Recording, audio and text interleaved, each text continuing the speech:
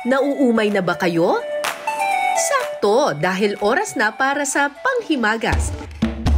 Dahil may isang kakanin daw dito sa Ormoc na bago pa mag-World War II, patok na sa mga Ormocanon. Ang tawag dito, masi.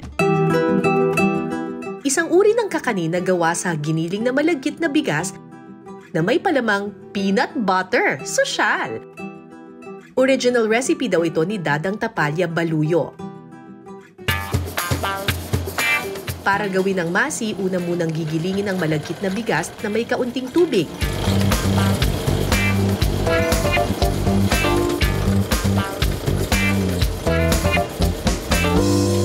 Pagkatapos, sunod namang gigilingin ng pino ang toasted na mani na may kaunting brown sugar.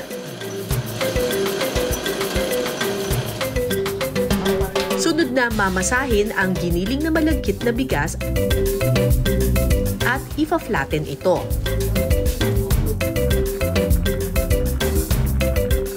Ilulubog ito sa kumukulong tubig hanggang sa ito ay lumutang na para bang palitaw. Ready na para masahin.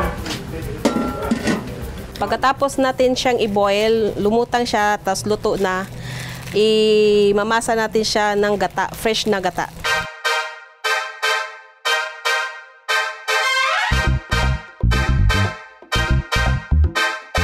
Pagkatapos siyang masahin, ganito na ang yung texture niya, yung malambot na.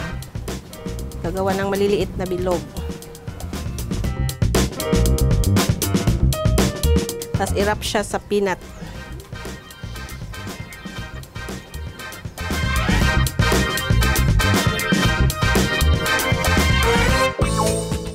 Babalutin ito sa dahon ng saging para hindi magdikit-dikit.